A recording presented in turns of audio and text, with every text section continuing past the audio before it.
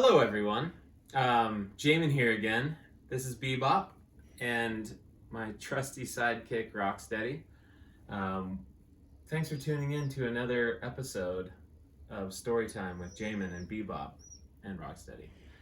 Um, First of all, before I get started with the story, I wanted to bring up this t-shirt here.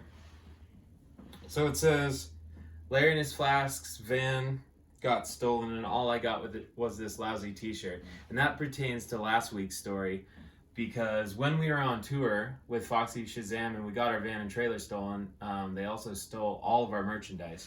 So since we had to play a show without, well, the rest of the tour without any merchandise, they were nice enough to get these made for us on the fly. And when we showed back up to the venue, they had them for us, so we had something to sell. So thank you very much, Foxy Shazam, for that. That was very kind. And I still have this one. I don't know if any of you have this t-shirt out there. Probably maybe some people that went to the shows down in the South during that tour. But if you do, I'd like to see a picture of you in your t-shirt, because these are very rare. I don't know how many they made, but it was like probably less than 100, maybe just 50. So if you have one, sell it on eBay. No.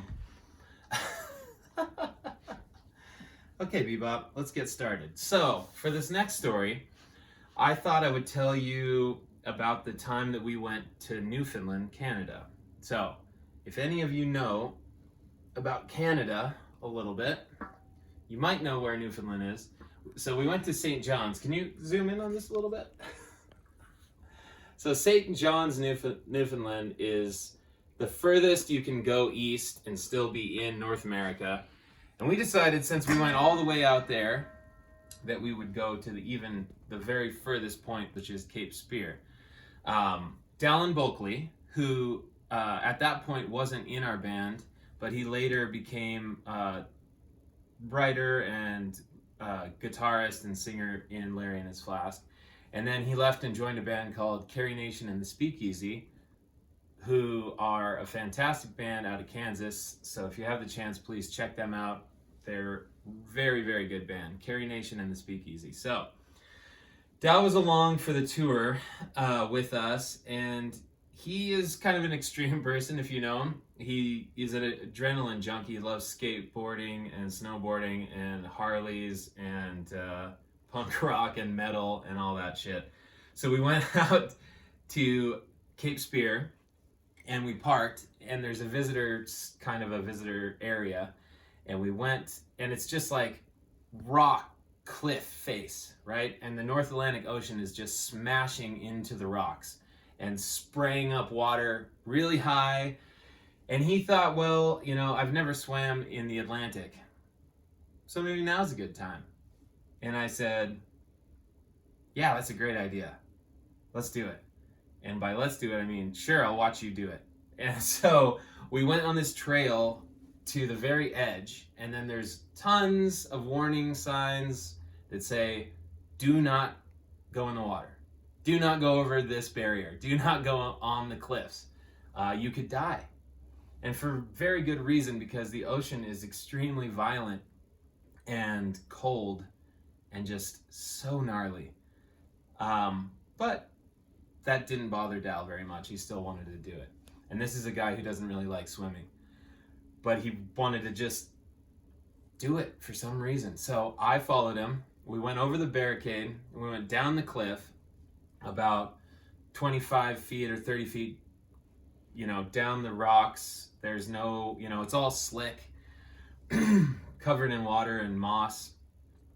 And we get to where the water is hitting the cliffs, and he takes off his leather jacket, he takes off his clothes, he's in his boxers, and the water is going like slamming into the rocks, spraying up, and then going way down. Like the way that the rhythm of the ocean went, it would go up, slam in, and be really high up to us where you could just kind of jump in.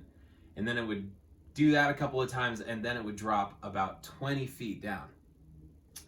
Just diabolical. So he decided we were going to wait on the timing and get it just about timed out so he could jump in and hang out for a second, and then as it came back in, I would grab him. So that was the thought. Terrible idea. Don't ever do this. But he jumped in, and I watched him, and I was like, just, I was pretty rattled. It's very extreme.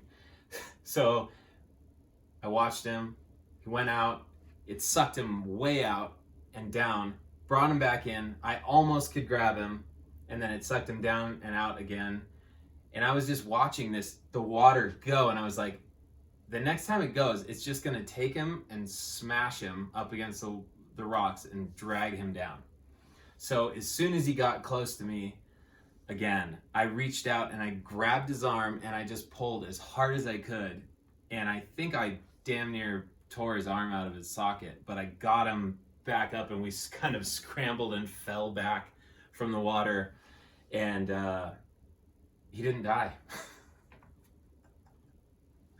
I have a lot of stories about Newfoundland, actually, but that one was pretty extreme. So, Dallin, if you're watching this, I'm glad you didn't die that day. I hope you're doing good. So the moral of the story is, don't let Dal talk you into swimming in the North Atlantic. He survived, thank God, and we made it, man. I can't believe it. So don't go swimming at Cape Spear in Newfoundland.